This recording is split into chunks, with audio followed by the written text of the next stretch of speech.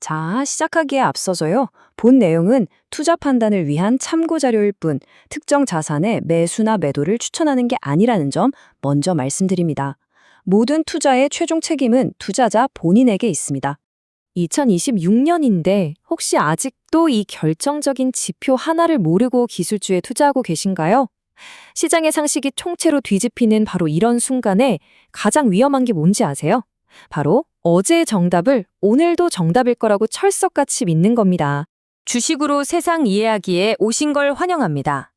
오늘은요, 미국 연준, 그러니까 페드의 거대한 지각 변동 앞에서 디지털금이라고 불리던 비트코인과 전통의 강자, 실물금 사이에서 진짜 안전자산의 왕좌를 누가 차지하게 될지 그 거대한 힘의 이동을 한번 데이터로 파헤쳐 보겠습니다. 이 모든 시장의 혼란, 그 중심에는 딱 한 명의 인물이 있습니다. 바로 차기 미 연준 의장으로 가장 유력하게 거론되는 케빈 워시. 지금 월가는 전부 그의 입만 쳐다보고 있죠. 도대체 이 사람이 누구길래 시장이 이렇게까지 긴장하는 걸까요? 그의 발언 한번 보시죠. 표현 하나하나에 아주 날이 서 있지 않습니까? 연준의 잘못된 판단이 인플레이션을 만들었고 이제 그 빚잔치는 끝내야 한다. 기존 파월 연준과는 완전히 결이 다른 시장의 판을 송두리째 흔들 파괴적 혁신가의 등장을 예고하고 있는 겁니다. 이력을 간단히 살펴보면 이 사람이 왜 무서운지 바로 감이 오죠. 이미 2006년부터 2011년까지 연준 이사를 지내면서 내부 사정을 아주 훤히 깨고 있는 인물이에요. 스탠포드 후버 연구소에서 정책 이론까지 다듬어 왔고요. 이건 뭐냐면 그냥 단순히 정치적인 이유로 앉혀놓은 사람이 아니라 자신만의 뚜렷한 철학을 가진 준비된 매파라는 겁니다. 시장이 진짜 두려워하는 건 바로 이 예측 불가능한 확실성인 거죠. 그런데 말입니다. 이 워시가 시장에 던지는 메시지가 공포뿐인 건 또 아니에요. 그는 아주 강력한 희망의 카드도 하나 손에 쥐고 있습니다. 바로 AI가 이끄는 생산성 혁명이라는 카드죠. 이 차트가 바로 워시가 그리고 있는 골디락스 시나리오의 핵심 근거입니다. 자, 왼쪽에 하늘색 높은 막대, 즉 노동 생산성은 쭉쭉 올라가고 오른쪽에 짙은 파란색 막대인 단위 노동 비용은 안정되고 있죠. 이게 무슨 뜻일까요? 바로 AI와 자동화 덕분에 기업들이 인건비가 오르는 것보다 훨씬 더 많은 가치를 뽑아내기 시작했다는 겁니다. 다시 말해 굳이 경기를 침체시키지 않아도 인플레이션이 구조적으로 잡힐 수 있다는 아주 강력한 시그널이에요. 워시는 바로 이 지점을 파고들면서 금리 인하의 명분을 찾으려고 하는 거죠. 이게 마치 1990년대 IT 붐의 데자뷰 같기도 합니다.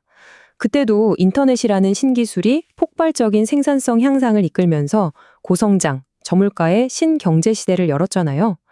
그런데 여러분, 역사는 반복되지만 절대로 똑같이 반복되진 않습니다. 1990년대와 지금 결정적으로 다른 아주 치명적인 차이점이 하나 있습니다.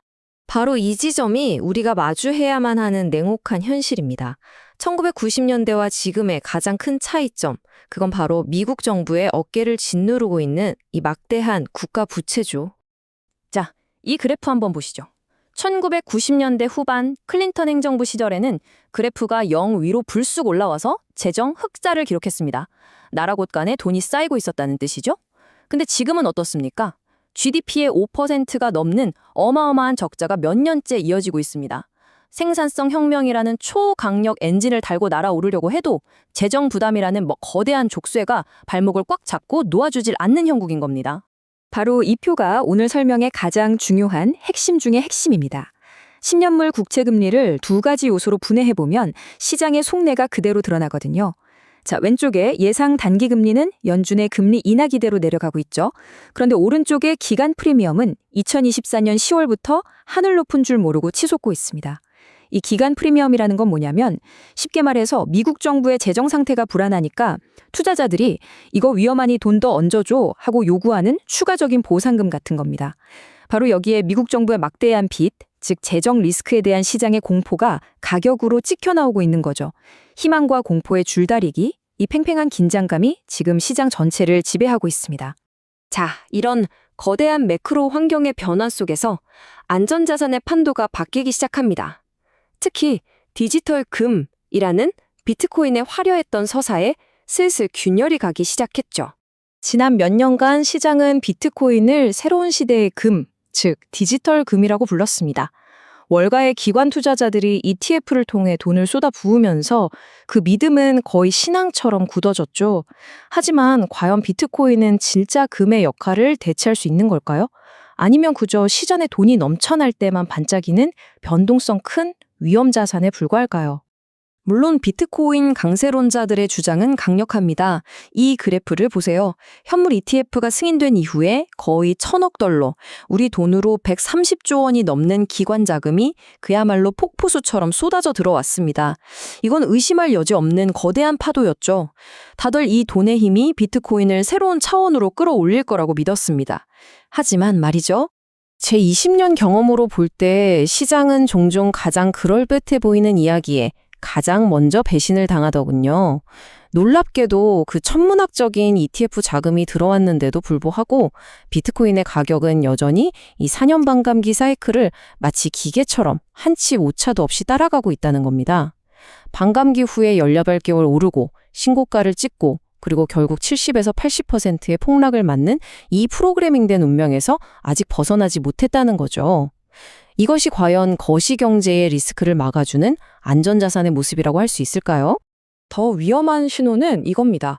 이 표를 보시면 현재 비트코인 가격이 블락록이나 피델리티 같은 거대 기관들의 평균 매입 단가, 즉 평단가 근처까지 내려와 있습니다. 이게 뭘 의미할까요?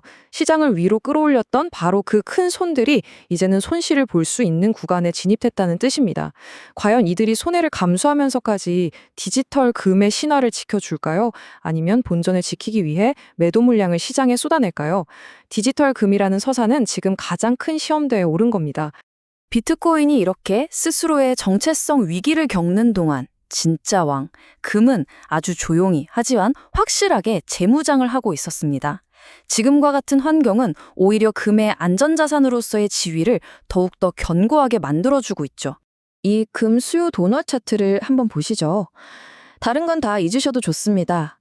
딱 하나, 이 가장 큰 조각, 바로 중앙은행에만 주목하시면 됩니다. 개인 투자자나 단기 투기 자금이 아닌 각 나라의 통화 정책을 책임지는 시장의 가장 똑똑한 돈, 스마트 머니가 금을 블랙홀처럼 빨아들이고 있다는 겁니다. 이것이 바로 금 수요를 떠받치는 구조적인 앵커, 즉 닷 역할을 하고 있는 거죠. 그리고 이건 그냥 반짝하는 단기적인 트렌드가 절대 아닙니다. 이 그래프를 보면 2022년부터 중앙은행들의 금 매수량이 그야말로 역사적인 수준으로 급증한 게 보이죠. 이건 장기적인 전략의 대전환입니다. 미국의 재정 리스크와 달러 패권에 대한 불신이 커지면서 각국이 자국의 외환 보유고를 지키기 위해 달러 대신 금을 선택하고 있다는 아주 명백한 증거인 셈이죠. 누가 금을 사들이고 있는지 보면 그 의도가 더 명확해집니다. 중국, 러시아, 인도 같은 브릭스 국가들, 그리고 폴란드나 체코 같은 동유럽 국가들이죠. 이들은 모두 미국의 재정 정책이나 외교 정책에 직접적인 영향을 받는 나라들입니다. 즉, 이들이 금을 사는 건 단순한 투자가 아니라 지정학적 리스크와 미국의 정책 리스크에 대한 일종의 보험을 드는 행위인 겁니다.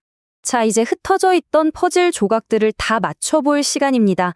이렇게 복잡하게 얽힌 시장 상황 속에서 우리는 어떤 판단을 내리고 또 어떻게 대응해야 할까요? 이 마지막 차트가 오늘 이야기의 모든 것을 요약해 줍니다.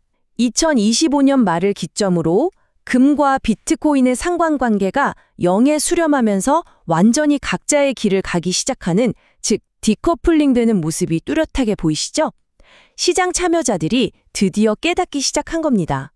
넘치는 유동성의 파도 위에서 춤추는 자산과 앞으로 다가올 구조적 리스크의 쓰나미를 막아줄 방파제는 근본적으로 다른 자산이라는 것을요. 이제 안전자산의 정의 자체가 바뀌고 있습니다.